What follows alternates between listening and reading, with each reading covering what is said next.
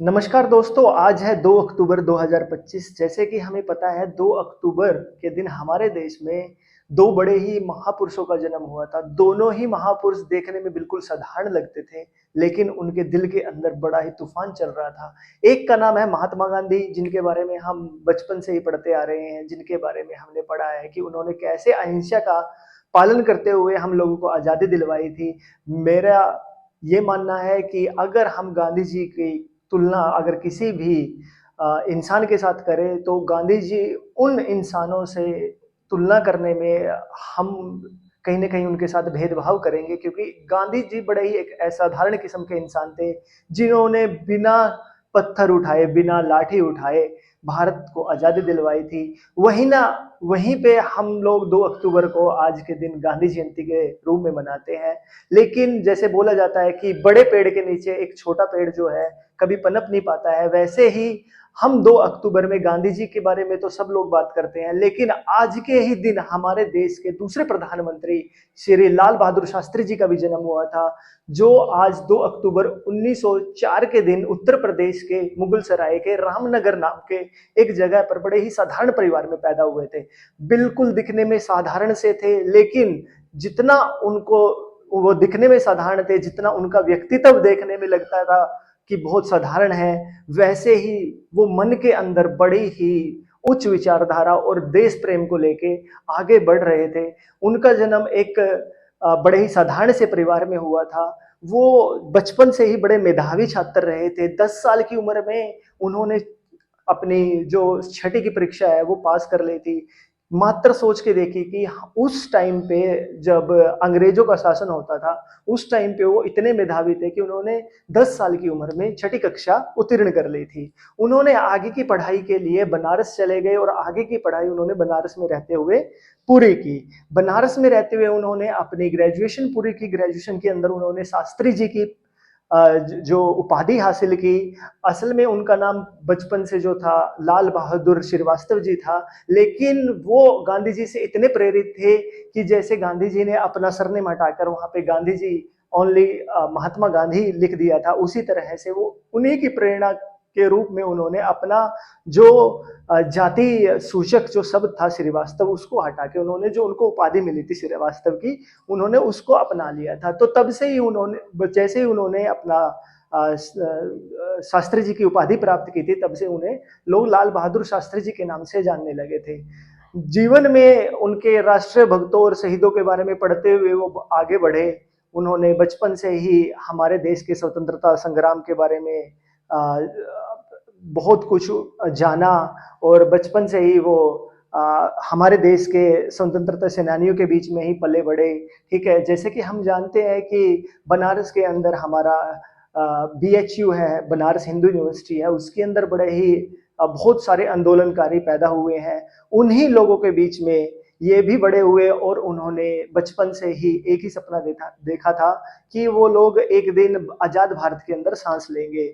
जब आप लोगों को पता है जनरल डायर ने जलियांवाले बाग में जो गोलियां चलवाई थी, उनमें बहुत सारे हिंदू मुस्लिम सिख ईसाई सभी का खून बहा था। उस टाइम पे हमारे जो शास्त्री जी थे कॉलेज के अंदर अपना पढ़ाई कर रहे थे। उस कॉलेज के अंदर पढ़ाई करते हुए उन्होंने जो जब ये जलियांवाला बाग हत्याकांड हुआ था, उसका नेतृत्व करते उन्होंने एक छात्र आंदोलन शुरू किया था। ठीक है, इस तरह से जो बचपन से ही वो लोग जो शास्त्री जी थे, उनका राजनीतिक करियर स्टार्ट हुआ था। एक छात्र आंदोलन से ही उन्होंने देश के देश को आजादी दिलाने के लिए उन्होंने बचपन से ही ये कदम उठाया था। जो शास्त्री जी थे, जैसे मैंने आपको बताया है कि जो महात्मा गांधी जी हैं उनसे बहुत ही ज्यादा प्रेरित थे। मात्र उन्होंने 16 साल की आयु में ही गांधी जी के आह्वान पर अपनी पढ़ाई छोड़ दी थी। उन्होंने निर्णय लिया था कि वो देश के आजादी के आंदोलन में आगे बढ़ चढ़कर हिस्सा लेंगे। तो जब उन्होंने गांधी जी के साथ साथ आंदोलनों में हिस्सा लेना शुरू किया, तो 1921 में उन्हें जेल भी जाना पड़ा। 1921 में उन्हें जब जेल जाना पड़ा, तो उसके बाद वे 1921 से लेकर जब तक हमारा देश आजाद नहीं हुआ, तब तक वो लगभग 17 वर्ष तक जेल में ही उन्होंने गुजारे हैं। तो आज़ादी की लड़ाई में, आज़ादी के संघर्ष में हमारे जो लाल बहादुर शास्त्री जी हैं, उनको इतना परिपक्व बना दिया था कि अभी वो खुद के डिसीजन लेने में सक्षम थे, नेतृत्व करने में सक्षम थे, देश को किस तरह से आगे बढ़ाया जा सकता है, ये निर्णय लेने में सक्षम थे। देखिए, अगर हम उनके बाहर से अगर उनके पर्सनैलिटी की बात करें तो देखने में ऐसा लगेगा कि कोई एक हाड़ मांस का पुतला जो है कहीं ना कहीं खड़ा हुआ है, ठीक है। लेकिन अगर हम उनके जो उनका जो चरित्र है उनकी बात करें तो उनके अंदर देशभक्ति, देश प्रेम, देश भावना इतनी कूट कूट के भरी थी कि उन्होंने अपना जो बचपना है वो भी आजादी के नाम कर दिया। और उसके बाद जैसे कि हमें पता है कि जब वो देश के दूसरे प्रधानमंत्री बने तो उन्होंने अपना प्रधानमंत्री बनने के बाद भी उन्होंने अपनी जितनी भी जो आय मिलती थी, मतलब उनको जो भी तनख्वाह मिलती थी, वो भी उन्होंने देश के कार्यों में, देश के हित में उन्होंने सारी की सारी वो दान स्वरूप दे दी थी। अभी जब देश हमारा आजाद भी नहीं हुआ था, उस टाइम पे जो हमारे यहाँ पे क्या होता था, प्रांतीय विधानसभाओं के चुनाव होते थे। तो 1937 ईस्वी में, 1937 ईस्वी में उत्तर प्रदेश के विधानसभा की उन्होंने सदस्यता प्राप्त की थी, ठीक है। तो इस तरह से वो उन्होंने 1900 आजादी से पहले ही राजनीति के अंदर बड़ा ही सफल उनका उन्होंने एक राजनीति की है। तो जब 1937 ईस्वी में वो प्रांतीय विधानसभा के चुनाव में उत्तर प्रदेश से जीत कर आए, तो उस टाइम पे कांग्रेस को समझ में आ गया था कि ये कितने महान व्यक्ति हैं, ठीक है, और कांग्रेस को इन जैसे इंसानों की कितनी जरूरत है। तब उनके महत्व को समझते हुए कांग्रेस ने लाल बहादुर शास्त्री को अपने आंदोलन के अंदर और बोल सकते हैं कि उन्होंने कांग्रेस के अंदर उनके उनको स्थान दिया। अभी बात करें जब हमारे जवाहरलाल नेहरू जी थे, पंडित जवाहरलाल नेहरू जी थे, उनकी मृत्यु हो गई थी, ठीक है। उनकी मृत्यु 1965 ईस्वी में उनकी मृत्यु जो चाइना का वार था, और भारत और चाइना का वार था, जिसमें भारत को ये बोल सकते हैं कि हम लोगों ने बड़ा ही उसके अंदर हमारे देश की जो आर्मी थी उन्होंने बड़ा ही बढ़ चढ़कर हिस्सा लिया था, उन्होंने अपना सब कुछ न्यौछावर कर दिया, लेकिन दुर्भाग्य से हम वो युद्ध हार चुके थे, जिसका जो परिणाम था उसको हमारे देश के प्रधानमंत्री पंडित जवाहरलाल नेहरू जी सहन नहीं कर पाए थे, और 1965 ईस्वी में उनका देहांत हो गया था। 1965 ईस्वी में जब उनका देहांत हो गया तो लाल बहादुर शास्त्री ने देश की कमान संभाली और वो देश के दूसरे प्रधानमंत्री बन गए। देखिए, जब देश के दूसरे प्रधानमंत्री बने लाल बहादुर शास्त्री जी, उनके सामने बहुत सारी चुनौतियां थी। एक चुनौती थी कि देश के अंदर भूखमरी फैल रही थी, दूसरी चुनौती थी कि अभी अभी कुछ दिन पहले ही भारत का और चाइना का वार खत्म हुआ था, ठीक है, जिसकी वजह से भारत को बड़े ही जो विदेशी लोग थे उनसे बड़े ही बहुत ही मतलब डीमोरलाइज किया जा रहा था इंडिया के लोगों को। खाने की समस्या थी देश के ऊपर, युद्ध की समस्या उत्पन्न हो रखी थी, उसके साथ साथ भारत में रोजगार की समस्या थी, बहुत सारी समस्याएं एक साथ लाल बहादुर शास्त्री जी को सारी की सारी समस्याओं का सामना करना पड़ा। उसी टाइम पे जैसे ही कि आपको याद है कि 1965 ईस्वी में ही क्या बोलते हैं पाकिस्तान ने भारत के ऊपर भी हमला कर दिया, क्योंकि पाकिस्तान को लग रहा था कि अभी अभी कुछ दिन पहले ही भारत की और चाइना की लड़ाई हुई है और भारत अंदर से बिल्कुल टूट चुका होगा, और साथ में ही भारत के जो पहले प्रधानमंत्री हैं पंडित जवाहरलाल नेहरू जी, उनका देहांत हुआ था, तो उनको लग रहा था कि भारत कहीं ना कहीं बैकफुट पे होगा। लेकिन जैसे मैंने आपको बताया कि लाल बहादुर शास्त्री जी जितने देखने में सरल लगते थे, उतने ही अंदर से वो बड़े ही बहादुर इंसान थे। जब पाकिस्तान और भारत का युद्ध हुआ 1965 ईस्वी में, तो भारत ने पाकिस्तान को बहुत ही बुरी तरह से हराया था। हालांकि ये बोला जाता है कि उस टाइम पे जो पाकिस्तान के प्रधानमंत्री थे अयूब खान जी, तो उन्होंने भी ये बोला था कि हमें नहीं लगता था कि हम ये युद्ध हार जाएंगे।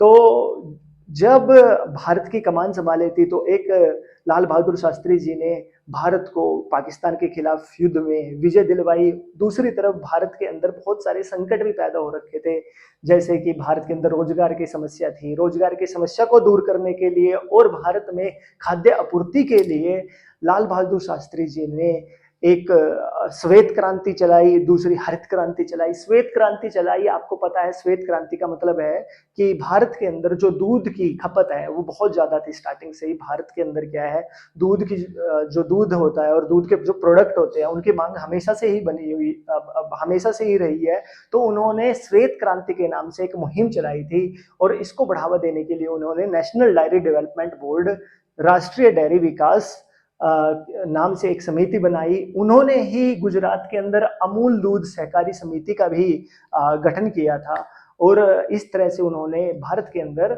श्वेत क्रांति के क्षेत्र में बड़ा ही अग्रणीय कार्य किया। उसके बाद उन्होंने भारत के अंदर जो खाद्यान्न समस्या है उसको खत्म करने के लिए हरित क्रांति चलाई।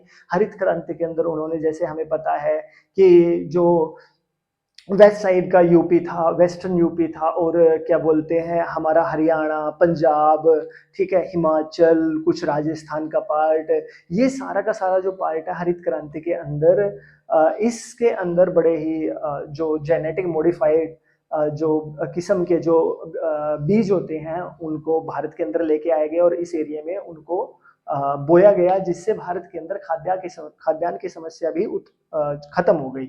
हमें आज भी याद है कि बचपन में हमारे टीचर पढ़ाई करते थे कि लाल बहादुर शास्त्री इतने व्यक्तित्व के धनी थे कि उन्होंने देश के लोगों को ये आह्वान किया था कि हम लोगों को कम से कम हफ्ते में एक दिन फास्ट रखना चाहिए, जिससे भारत के लोगों को जो अनाज की जरूरत है, जिनके घर पे अनाज की समस्या है, उनको वो अनाज दिया जा सके। और उन्होंने ये मुहिम सबसे पहले अपने घर से ही शुरू की। उन्होंने सबसे पहले अपने घर पे ही ये ट्रेंड चलाया कि पहले कि हफ्ते में वो एक दिन फास्ट पे रहते थे, ठीक है, जिससे देश के लोगों का पेट भर सके। तो आप समझ सकते हो कि आज के टाइम पे हमारे जो राजनेता लोग हैं वो कैसे हैं कि उनकी तो खुद की जेब भरने में नहीं आ रहे, उनका पेट तो भरने में कहाँ पे आएगा, ठीक है। और उस टाइम के जो हमारे दूसरे प्रधानमंत्री थे जो हमारे दूसरे प्रधानमंत्री थे लाल बहादुर शास्त्री जी, उन्होंने खुद एक दिन का व्रत रखा, ठीक है, हफ्ते के अंदर, और उन्होंने देश के खाद्यान्न समस्या को